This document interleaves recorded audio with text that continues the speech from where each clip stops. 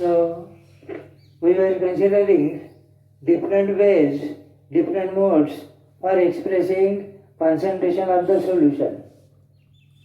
Last time we have considered three modes for expressing concentration of the solution: mass percentage, volume percentage, mass volume percentage. ये तीन methods अपन ने पिछली बार ली थी.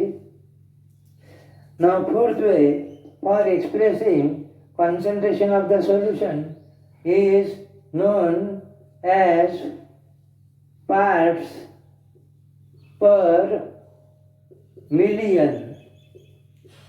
Parts per million, और इसको short में ऐसा लिखना ppm. और ये जो टर्म है, ये टर्म अपने को तब यूज करने की है जब सॉल्यूशन बहुत ही ज्यादा डाइल्यूट रहेगा. और डाइल्यूट सॉल्यूशन की डेफिनेशन अपन ने ली थी. डाइल्यूट सॉल्यूशन है ऐसा सॉल्यूशन जिसमें सॉल्यूट का कॉन्सेंट्रेशन बहुत कम रहता. अगर सॉल्यूशन बहुत ज्यादा डाइल्यूट है यानी उसमें सॉल्यूट का कॉन्सेंट्रेशन अगर बहुत ही कम है, सॉल्यूट की क्वांटिटी अगर बहुत ही कम है, तो उस सॉल्यूशन में का जो सॉल्यूट का कॉन्सेंट्रेशन है, वो सॉल्यूट का कॉन्सेंट्रेशन, सॉल्वेंट तो इसमें एक्सेस में रहेगा, सॉल्वेंट का कॉन्सेंट्रेशन एक्सप्रेस करने की आवश्यकता नहीं. अगर सॉल्यूशन डाइल्यूट है, उसमें के सॉल्यूट की क्वांटिटी कॉन्सेंट्रेशन अगर बहुत ही कम है, तो उस सॉल्यूट का कॉन्सेंट्रेशन अपन एक्सप्रेस कर सकते हैं इन पार्ट्स पर मिलियन. अब पार्ट्स पर मिलियन है क्या? मिलियन का मतलब होता है 10 लाख. 10 लाख है 10 to the power 6. मिलियन का मतलब 10 to the power 6. और यहाँ पर अपने को सॉल्यूशन लेने का है, और सॉल्यूशन कितना लेने का है? 10 to the power 6. और सॉल्यूशन का अपन मास भी ले सकते हैं या वॉल्यूम भी ले सकते हैं. यानी सॉल्यूशन अपने को लेने का है 10 to the power 6 ग्राम अगर मास लिया तो, या सॉल्यूशन का वॉल्यूम अगर लिया तो सॉल्यूशन का वॉल्यूम अपने को लेना पड़ेगा 10 to the power 6 ml. 10 to the power 6 gram solution लेना या 10 to the power 6 ml solution लेना.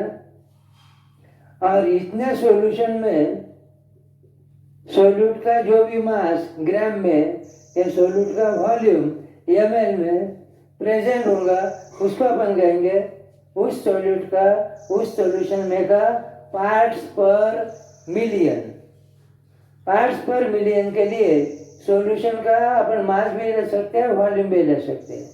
और सॉल्यूशन का मास या वॉल्यूम कितना लेने का है? 1 मिलियन यानी 10 to the power 6 ग्राम या 10 to the power 6 ml solution लेना. और इतने सॉल्यूशन में सॉल्यूट मान लो, सॉल्यूट की क्वांटिटी मान लो x ग्राम है या x ml है, तो ये जो x है इसको अपन कहेंगे सॉल्यूट का parts per million. So parts per million can be defined as mass और वॉल्यूम. सॉल्यूट का अपन मास भी ले सकते हैं, वॉल्यूम भी ले सकते हैं. सॉल्यूशन का भी मास भी ले सकते हैं, वॉल्यूम भी ले सकते हैं. Parts per million of the solute is defined as mass or volume of the solute present in 10 to the power 6 and 1 million parts by mass or by volume of solution. Parts by mass या parts by volume के बजाय अपन ग्राम लिखेंगे, नहीं तो ml लिखेंगे. The mass of solute in gram or volume of solute in ml present in 10 to the power 6 gram or 10 to the power 6 ml of solution is called parts per million of the solute. तो solution यहाँ पर अपने को लेने का है 10 to the power 6 ग्राम या ml, और उसमें का सॉल्यूट का मास अपने को लेने, सॉल्यूट का मास या सॉल्यूट का वॉल्यूम जो भी रहेगा उसको अपन कहेंगे उस सॉल्यूट का, उस सॉल्यूशन में का पार्ट्स पर मिलियन. लेकिन हर बार इतना सॉल्यूशन लेना पॉसिबल नहीं है, इसलिए पार्ट्स पर मिलियन कैलकुलेट करने के लिए फॉर्मूला तैयार किया. ये जो अपन ने लिए डेफिनेशन है उसके, पार्ट्स पर मिलियन कैलकुलेट करने के लिए एक फॉर्मूला तैयार किया है, पार्ट्स पर मिलियन। और पार्ट्स पर मिलियन किसका? सॉल्यूट का। और कब? अगर सॉल्यूशन बहुत ज़्यादा डाइल्यूट रहा तो। If solution is very very dilute, then concentration of the solute can be expressed in parts per million, and parts per million of the solute is given by the formula mass or volume of solute। solute का अपन मास भी ले सकते हैं, solute का volume भी ले सकते हैं। solute का मास जनरली ग्राम में लेना और solute का वॉल्यूम जनरली ml में लेना। Upon mass or volume of solution, solution का मास या solution का वॉल्यूम। यहाँ पर solution का मास अगर अपने को लेने का है तो ग्राम में लेना, वॉल्यूम अगर लेने का है तो ml में लेना। और जैसा परसेंटेज कैलकुलेट करने के लिए अपन ने 100 से मल्टीप्लाई किया था, वैसे पार्ट्स पर मिलियन कैलकुलेट करने के लिए इसको 1 मिलियन से 10⁶ से मल्टीप्लाई करना। This is the formula for calculating parts per million of the solute in very very dilute solution. Mass और volume of the solute upon mass और volume of the solution into 10⁶। यहाँ पर ऐसा कुछ compulsory नहीं है कि सोल्यूट का मास ही लेना चाहिए या वॉल्यूम ही लेना चाहिए, सोल्यूट का मास ही लेना चाहिए, सॉल्यूशन का मास ही लेना चाहिए या सॉल्यूशन का वॉल्यूम ही लेना चाहिए, ऐसा कुछ कंपलसरी नहीं है। सोल्यूट का अपन मास भी ले सकते हैं, वॉल्यूम भी ले सकते हैं, और सॉल्यूशन का भी मास भी ले सकते हैं या वॉल्यूम भी ले सकते हैं। सोल्यूट का मास या सोल्यूट का वॉल्यूम अपॉन सॉल्यूशन का मास या सॉल्यूशन का वॉल्यूम इनटू 10⁶, यानी उस सोल्यूट का पार्ट्स पर मिलियन। अब इसको यूनिट रहेगा या नहीं रहेगा, टेम्परेचर पर डिपेंड रहेगा या नहीं रहेगा, ये अपने को डिसाइड करने का है। अब ये कैसे डिसाइड करना?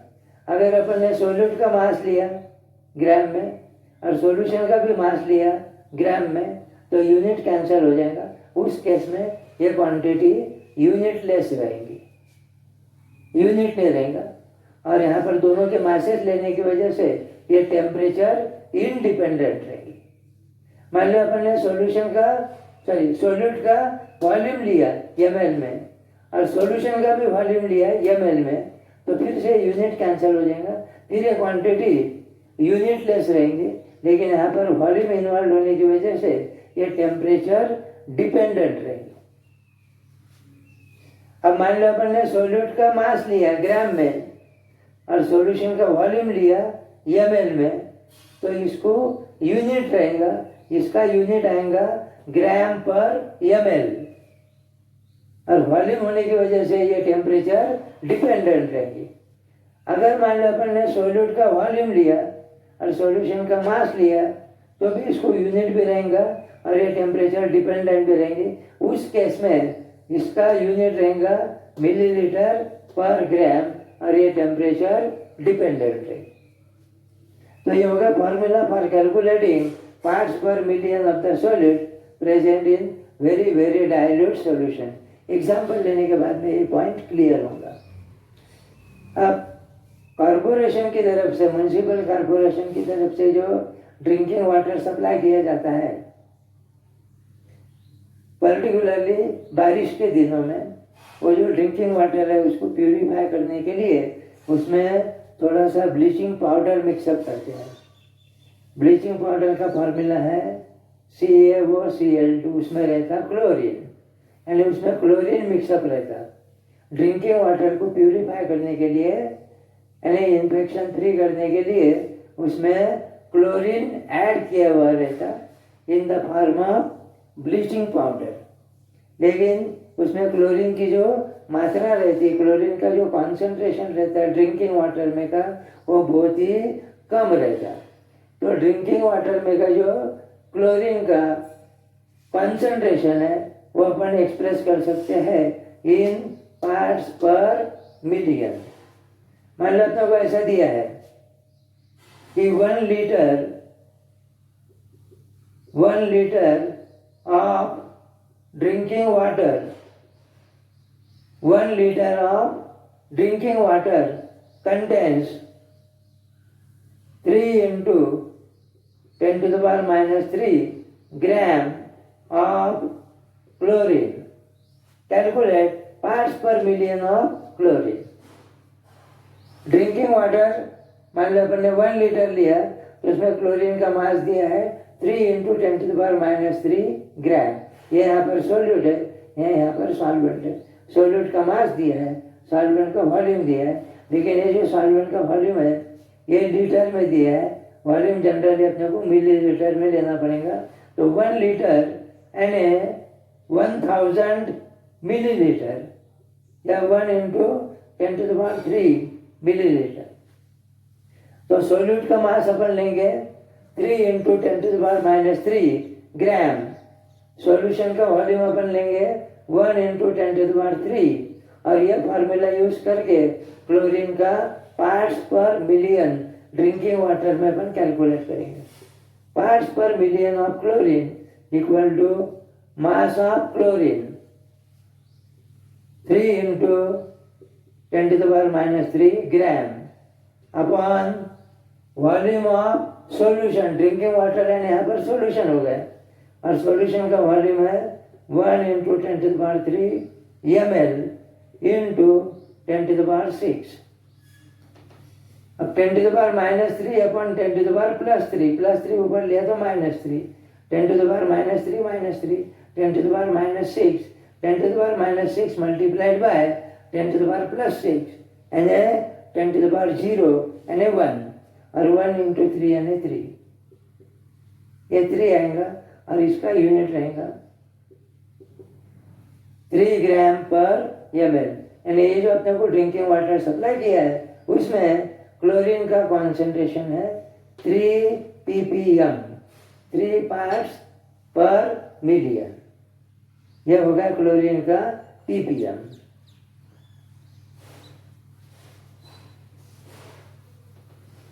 अब दूसरा एग्जांपल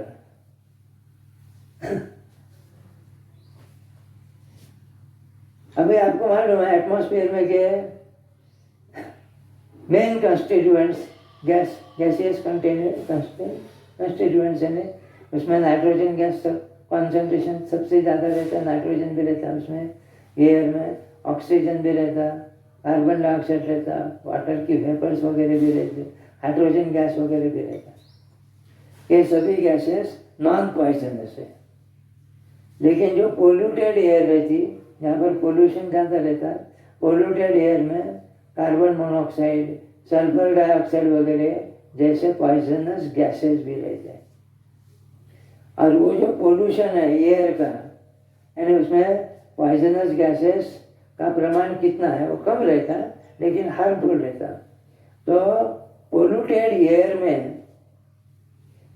एयर में कार्बन मोनोऑक्साइड का या सल्फर डाइऑक्साइड के जैसा पॉइजनस गैसेस का कॉन्सेंट्रेशन कम रहता, बहुत ही कम रहता.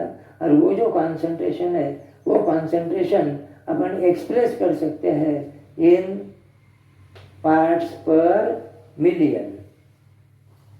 उसके लिए अपन लेंगे 10 to the power 6 ml of polluted air. जो पोल्यूटेड एयर है, अशुद्ध हवा है, वो जो एयर है जिसमें मान लो सल्फर डाइऑक्साइड वगैरह है पॉइजनस गैस, उसका कॉन्सेंट्रेशन अपने को पार्ट्स पर मिलियन में एक्सप्रेस करने का. तो उसके लिए एयर मान लो अपन लेंगे 10 to the power 6 ml और इसमें मान लो 10 ml SO2 गैस प्रेजेंट है. तो इस पोल्यूटेड एयर में का SO2 का पार्ट्स पर मिलियन कितना, ये हो गया सोल्यूट, ये हो गया एयर यानी सॉल्यूशन, ये सोल्यूट का वॉल्यूम, ये सॉल्यूशन का वॉल्यूम. वो फार्मूला अपने को यूज करने का है. Parts per million of SO2 equal to volume of SO2 10 upon volume of air यानी solution 10 to the power 6 into 10 to the power 6, ये कट होगा और आएगा आंसर 10। तो ये जो पोल्यूटेड एयर है इसमें सल्फर डाइऑक्साइड का कॉन्सेंट्रेशन है 10 ppm और सल्फर डाइऑक्साइड का कॉन्सेंट्रेशन 10 ppm है। इसका मतलब 10 ml of SO2 gas is present in 10 to the power 6 ml of polluted air. So pollution level of the air, that is concentration of poisonous gases like SO2, CO, etc. in the polluted air can be expressed in terms of parts per million. तो ये होगा parts per million के बारे में। इस पर भी एक आध बार एमसीक्यू यानी न्यूमेरिकल वगैरह आ सकता है। तो पार्ट्स पर मिलियन कैलकुलेट करने के लिए फॉर्मूला ध्यान में रखना और डेफिनेशन भी ध्यान में रखना, दोनों बातें ध्यान में रखने की। कभी डेफिनेशन का यूज करना पड़ेगा, कभी फॉर्मूला का यूज करना पड़ेगा। Now the fifth way for expressing concentration is mole fraction.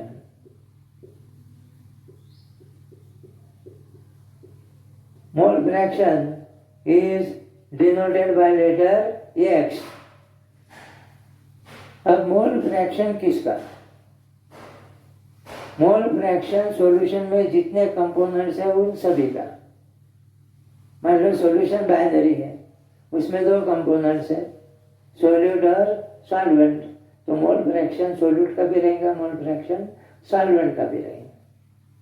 मान लो सॉल्यूशन ट्राइनरी है तो उसमें 3 कंपोनेंट्स रहेंगे, तीनों कंपोनेंट्स के अपने अपने मोल फ्रैक्शंस रहेंगे। मान लो 3 कंपोनेंट्स है 1, 2, 3, तो उस सॉल्यूशन के ये जो 3 कंपोनेंट्स है इसका मोल फ्रैक्शन मान लो x1 है, इसका मोल फ्रैक्शन मान लो x2 है, तो इसका मोल फ्रैक्शन मान लो x3 है। हर एक कंपोनेंट का अपना अपना एक मोल फ्रैक्शन रहेगा। तो मोल फ्रैक्शन हर एक कंपोनेंट का रहेगा।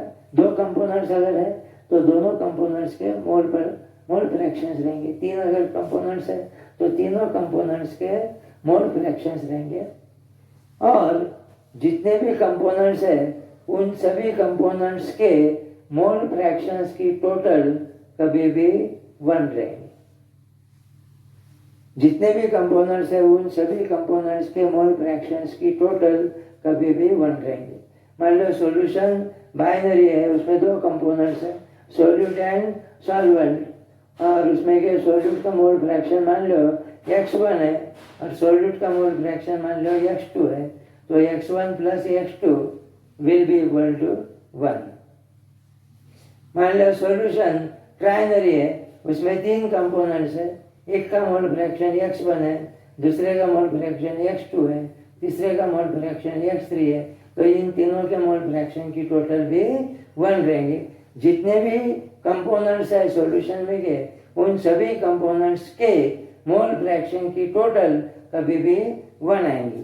जैसे मास परसेंटेज में अपन ने देखा था कि सॉल्यूशन में जितने भी कंपोनेंट्स है उन सभी कंपोनेंट्स के मास परसेंटेजेस की टोटल 100 आती है। उसी प्रकार से सॉल्यूशन में जितने भी कंपोनेंट्स है उन सभी कंपोनेंट्स के मोल फ्रैक्शन की टोटल 1 आएंगे। 2 अगर है तो दोनों के मोल फ्रैक्शन की टोटल 1, 3 अगर है तो तीनों के मोल फ्रैक्शन की टोटल 1।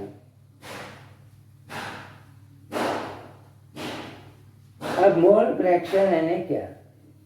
अब मोल फ्रैक्शन लेने के पहले फ्रैक्शन का मतलब समझना जरूरी है। जैसे परसेंटेज का मतलब होता है आउट ऑफ 100, परसेंटेज यानी आउट ऑफ 100। उसी प्रकार से फ्रैक्शन का मतलब होता है आउट ऑफ 1, परसेंटेज यानी आउट ऑफ 100, तो फ्रैक्शन का मतलब होता है आउट ऑफ 1। मान लो एक माँ के 4 बेटे हैं और चारों खाना खाने को बैठे हैं। चारों की थालियां परोस दी माँ ने, सब्जी वगैरह दाल चावल वगैरह रख दी, और माँ मान लो गर्मा गर्म रोटी तवे पर डाल दी। चारों को भूख लगी है, चारों को सबूरी नहीं रहेंगे, तो माँ 1 रोटी बनाएंगी सर्कुलर, और उसके 4 इक्वल पार्ट्स करेंगी और हर एक बच्चे को एक एक पार्ट देंगे। अब वो जो माँ है उसने एक रोटी के 4 इक्वल पार्ट्स दिए, तो इसमें का ये जो पार्ट है, ये एक पार्ट यानी ये हो गया 1/4 फ्रैक्शन, एक का चौथाई भाग यानी 1/4 फ्रैक्शन। ये हो गया 1/4 फ्रैक्शन, ये भी हो गया 1/4 फ्रैक्शन, ये भी हो गया 1/4 फ्रैक्शन, और चारों की टोटल आएंगी 1। अब मान लो 3 लड़के हैं उस औरत को, तो वो एक रोटी के 3 इक्वल पार्ट करेंगे, तो ये हो गया 1/3 फ्रैक्शन, ये भी हो गया 1/3 फ्रैक्शन, ये भी हो गया 1/3 फ्रैक्शन, 1/3 प्लस 1/3 प्लस 1/3, इन सब की टोटल 1। मान लो उस लड़की को 2 लड़के हैं, तो वो एक रोटी के 2 इक्वल पार्ट करेंगे, हर एक को आधा आधा पार्ट, तो ये हो गया हाफ फ्रैक्शन, ये भी हो गया हाफ फ्रैक्शन, इनकी टोटल 1, इनकी टोटल 1। एक के यहाँ पर 4 भाग की है, तो हर एक भाग यानी 1/4 फ्रैक्शन, यहाँ पर एक की 3 भाग की है, तो हर एक पार्ट यानी 1/3 फ्रैक्शन। यहाँ पर एक के 2 भाग की है, तो हर एक पार्ट यानी 1/2 फ्रैक्शन। एक के मान लो 5 भाग की है, तो हर एक पार्ट यानी 1/5 फ्रैक्शन। तो फ्रैक्शन का मतलब होता है आउट ऑफ 1, ये ध्यान में रखें। परसेंटेज का मतलब आउट ऑफ 100, उसी प्रकार से फ्रैक्शन का मतलब आउट ऑफ 1 होता है। अब मोल फ्रैक्शन यानी क्या? अब मान लो सॉल्यूशन मान लो बाइनरी है, मतलब उसमें 2 कंपोनेंट्स है। सॉल्यूशन मान लो बाइनरी है, उसमें 2 कंपोनेंट्स है, 2 सब्सटेंसेस है, सब्सटेंस ए और सब्सटेंस बी। और कोई भी सब्सटेंस की अमाउंट एक्सप्रेस करने के लिए ऐसा यूनिट है mole. Amount of substance, amount of matter, quantity of the substance can be expressed in number of moles. Mole concept का चैप्टर 11th में है। तो ये जो सॉल्यूशन अपन ने तैयार किया, इसमें ए की क्वांटिटी अपन ग्राम या किलोग्राम में नहीं लेंगे, ए की quantity upon number of moles में लेंगे, बी की क्वांटिटी भी अपन ग्राम या किलोग्राम में नहीं लेंगे, बी की amount upon number of moles में लेंगे। मतलब ये जो सॉल्यूशन है इसमें ए के नंबर ऑफ मोल्स n1 है और बी के number of moles suppose n2 है, यानी n1 मोल्स ऑफ ए और n2 मोल्स ऑफ बी का होमोजेनियस मिक्सचर, यानी ये binary solution. Suppose solution is binary, it contains 2 components A and B, and suppose the number of moles of component A present in the solution is N1 and number of moles of component B present in solution is N2. A के N1 components है, B के N2 components है, तो total number of moles, दोनों के total number of moles हो गए N1 plus N2। जितने भी कंपोनेंट्स है उन सभी कंपोनेंट्स के नंबर ऑफ मोल्स की टोटल, नंबर ऑफ मोल्स की टोटल बनाएंगे, मोल फ्रैक्शन की टोटल बनाएंगे। इसका मान लो अपन ने 1 मोल और इसके 2 मोल एक दूसरे में मिक्सअप किए, तो दोनों के टोटल 3 आएंगे, 1 नहीं आएंगे। नंबर ऑफ मोल्स की टोटल 1 आएंगे, मोल फ्रैक्शन की टोटल 1 आती है। वो कैसे, इसके बाद में देखेंगे। मान लो अपन ने ए के n1 मोल्स और बी के n2 मोल्स एक दूसरे में मिक्सअप करके सॉल्यूशन तैयार किए, तो इन दोनों कंपोनेंट्स के टोटल नंबर ऑफ मोल्स हो गए n1 प्लस n2। अब ये जो सॉल्यूशन है इसमें के ए का मोल फ्रैक्शन यानी क्या, मोल फ्रैक्शन ऑफ ए, इसको अपन लिखेंगे x a equal to A के number of moles यानी N1 upon total number of moles, A के number of moles divided by total number of moles, ये जो रेशियो है इस रेशियो को अपन कहेंगे A का मोल फ्रैक्शन। अब B का मोल फ्रैक्शन कितना है? मोल fraction of B will be equal to number of moles of B, that is N2, upon total number of moles N1 plus N2। ये होगा A का मोल फ्रैक्शन, ये होगा B का मोल फ्रैक्शन। अब इन दोनों मोल फ्रैक्शन की अगर अपन ने टोटल की तो क्या आएंगे? XA plus XB equal to N1 upon N1 plus N2 plus N2 upon N1 plus N2। अब दोनों का डिनोमिनेटर सेम है तो एडिशन सिंपल है, न्यूमरेटर की एडिशन करना और डिनोमिनेटर ये रखना, तो ये टोटल आएंगे N1 plus N2 upon N1 plus N2 equal to 1। A का मोल फ्रैक्शन इतना है, बी का मोल फ्रैक्शन इतना है, दोनों की टोटल आएंगी 1। अब मान लो सॉल्यूशन मान लो ट्राइनरी है। Solution is suppose trinary, it contains 3 components, component A, component B, component C। इन तीनों के नंबर ऑफ मोल्स अपने को मालूम होने चाहिए, तीनों की टोटल 1 नहीं आएंगी, ध्यान में रखना। ए के number of moles suppose N1 है, बी के number of moles suppose N2 है, सी के नंबर ऑफ मोल्स N3 है। तो ए का मोल फ्रैक्शन कैसे कैलकुलेट करना? XA इक्वल टू ए के number of moles N1 upon तीनों के नंबर ऑफ मोल्स की total N1 plus N2 plus N3। B का मोल फ्रैक्शन, बी के number of moles N2 upon N1 plus N2 plus N3। C का mole fraction XC equal to C के number of moles N3 upon total number of moles N1 plus N2 plus N3। अब इन तीनों की अगर अपन addition की तो तीनों का डिनोमिनेटर सेम है तो न्यूमरेटर की एडिशन होगी N1 plus N2 plus N3 upon N1 plus N2 plus N3, फिर से टोटल 1 आएंगे। तो दो कंपोनेंट्स अगर है तो दोनों कंपोनेंट्स के मोल्स की नहीं, मोल फ्रैक्शन की टोटल 1 आएंगी। 3 कंपोनेंट्स अगर है तो तीनों कंपोनेंट्स के मोल फ्रैक्शन की टोटल 1 आएंगे। अब डेफिनेशन, जैसे यहाँ पर ए के N1 नंबर ऑफ मोल्स है और दोनों के total number of moles N1 plus N2 है, तो N1 upon N1 plus N2 ये होगा ए का मोल फ्रैक्शन। अब अपने को डेफिनेशन देने की, कोई भी एक कंपोनेंट का मोल फ्रैक्शन सॉल्यूशन में क्या, कोई भी एक कंपोनेंट का मोल फ्रैक्शन यानी उसके नंबर ऑफ मोल्स, उस कंपोनेंट के number of moles divided by total number of moles of all the components, that ratio is called mole fraction of that component in that solution. तो definition ऐसी होगी, मोल fraction of the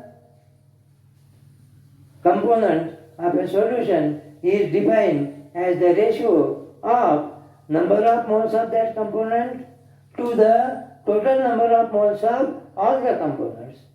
उस component के number of moles divided by सभी components के number of moles की total, इन दोनों का जो रेशियो है ये रेशियो यानी उस component का मोल फ्रैक्शन। और ये जो मोल फ्रैक्शन है ये कभी भी 1 से कम ही आएगा क्योंकि total number of moles N1 plus N2 will be greater than N1, इसलिए ये फ्रैक्शन 1 से कम आएगा, ये फ्रैक्शन भी 1 से कम आएगा। लेकिन जितने कंपोनेंट्स है उन सभी कंपोनेंट्स के मोल फ्रैक्शन की टोटल 1 आएंगे। तो मोल fraction of any one component of the solution is defined as the ratio of number of moles of that component to the total number of moles of all the components of the solution. That is the definition for calculate, that is the definition of mole fraction of the component. और definition पर से ही formula जैसे कि वैसे तैयार किया है. Formula ये है,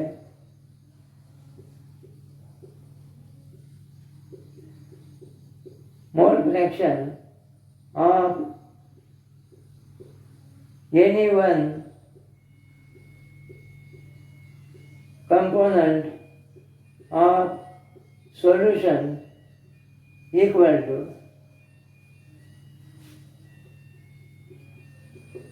number of moles of that component, number of moles of that component upon total number of moles of all the components.